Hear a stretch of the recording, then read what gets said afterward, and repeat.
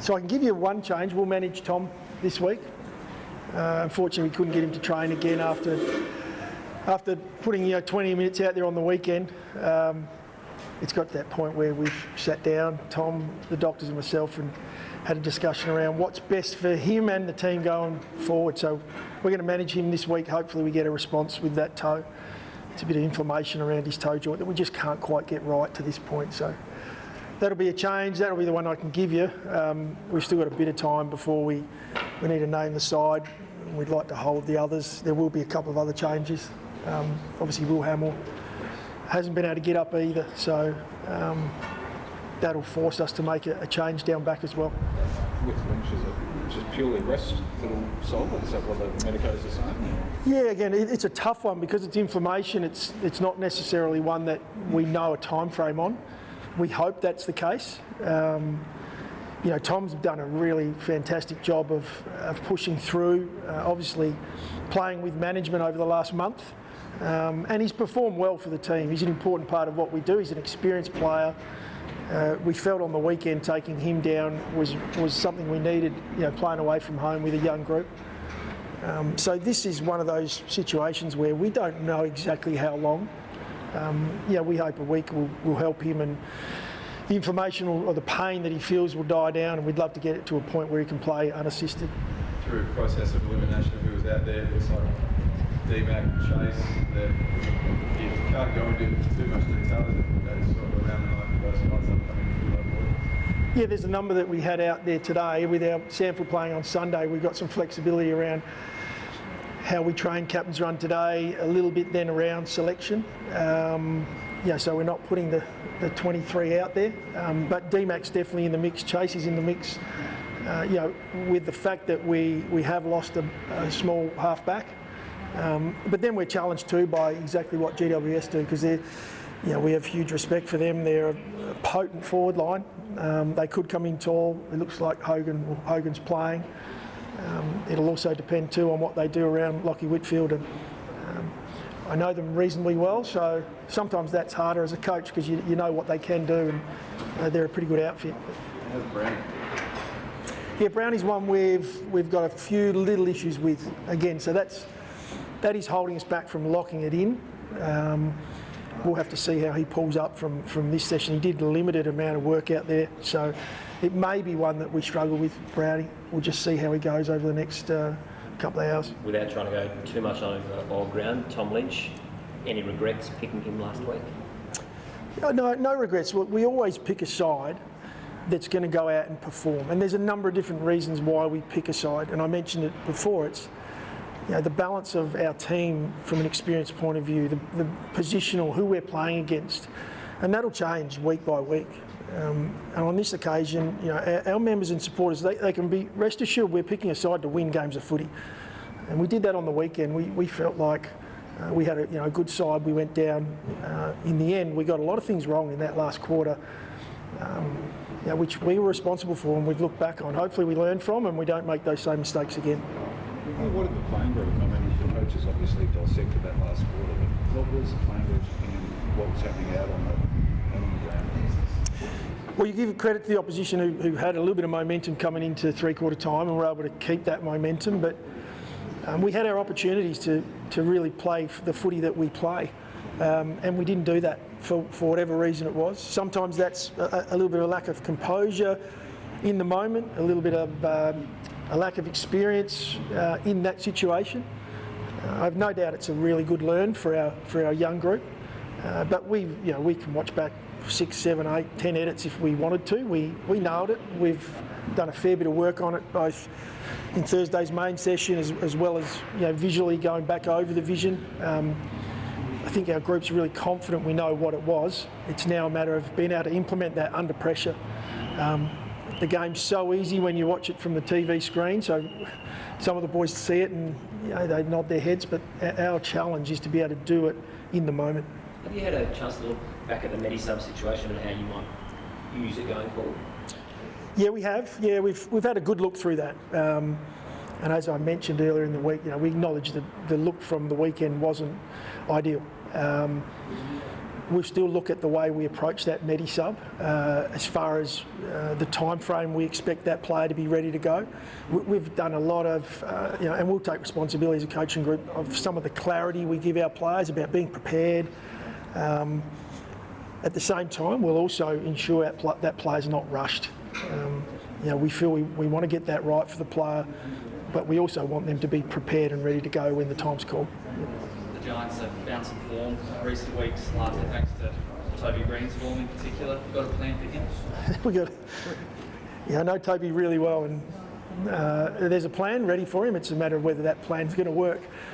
He's a very good footballer. Well, everyone knows that, and he has been very much the barometer of where they've been at. He's very dangerous ahead of the footy.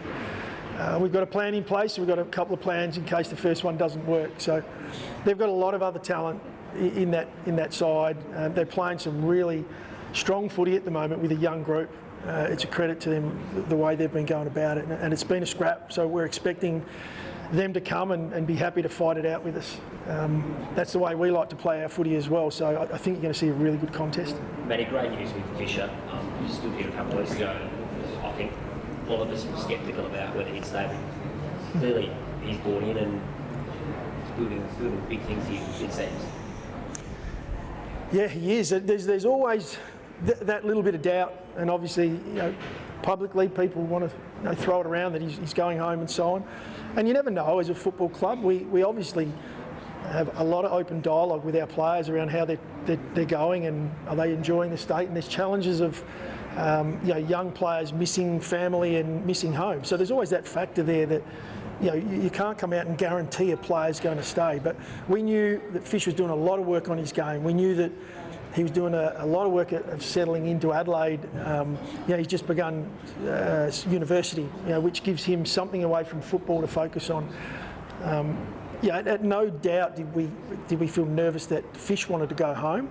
It's just really then about making a decision around family, and as we know, it's been a really tough year, not just for Fish, but for a lot of these young players that have been drafted. A year of COVID where we're living in a bubble, and for Fish there was more than that as well. So it was really nice to talk to him as we have over the last number of months, but just to this week be able to sort of sit down and smile with him and look forward to the future. And we saw a glimpse on the weekend that he's back, getting his fitness back now through playing games of footy.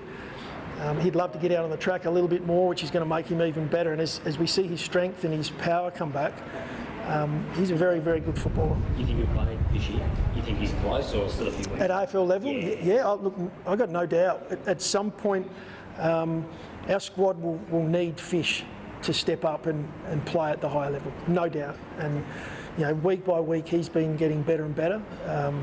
I mentioned it. The off season for him was a challenging one. Right from our back to our 2K, we knew it was going to be a challenge. He was going to get his fitness while through playing games, and he's been able to do that. So I'm confident he's going to now take leaps and bounds forward, and he'll be pressing for selection and an important part of our squad. You mentioned about his dad and the significant impact that had on him. Would you have been surprised, given the sensitive nature of that, if he did say he wanted to go home?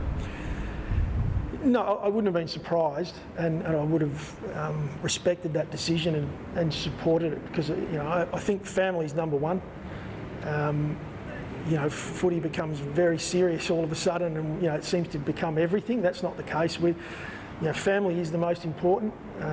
So if that had been his decision, we would have respected that and been disappointed. We would have been disappointed as a football club, because we've lost a high character. And obviously a very good footballer at the same time. I wonder if we just go back to sort of Toby Green and Luke Brown. He's probably the most unheralded defender in the league. Yeah. Noticed you mentioned about a positional change for Chase. Is that the sort of thing he'll aspire to in the future then? Yeah, that's what we're working on at the moment. Maybe the way Brownie goes about his football, Chase has got similar attributes. Chase is very good overhead. He's got a lot of attributes: speed, endurance. We gave Chase a look at on ball and trying to get first possession, trying to fight inside. We're now having a look at something slightly different, where he can see the game at 180 coming at him, base his game off possibly a really dangerous opposition forward. And he's embraced that. He's looked really good on the weekend was his first real crack at it. But even prior to that, playing him around the footy, he looked like he'd found another level of intensity in his game. It's nice sitting down with him and just seeing the smile, and I think he's seeing an opportunity here. If we can, if he can embrace that, there's an opportunity at some point in the future for him to maybe make an impact at AFL level across the half-back line. And Sammy Berry obviously looked okay. He's all right. Yeah, Sammy's recovered really well. It was a minor ankle that we didn't take a risk with last week, and he's chomping at the bit. Yep, ready to go. Just ask about Phil. Thought you don't have a light word to bring him back to earth after this level. I guess you're spoken about the maturity, how maturity is for a young kid. How did he handle his debut and such a good debut and back it up again this week? Well, we didn't need to bring him back down to earth. He didn't leave earth. He's a very balanced individual. He understands the game that he had. And it was an outstanding debut. There's no hiding from that fact. But he's going to have his challenges, and he knows that. And, we talked through the detail of the game and how it played out. It's incredible the difference that you can see in a player as they get up to the speed of the game. It probably took him 10 minutes of the game where I think most people would have had their sort of been a little nervous around what's happening here. I was one of them.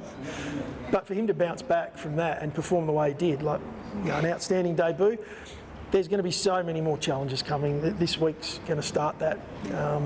They've got a very strong back line. We'll look at how we can help him with that going forward. But we'll also embrace it and let him play as much as we possibly can.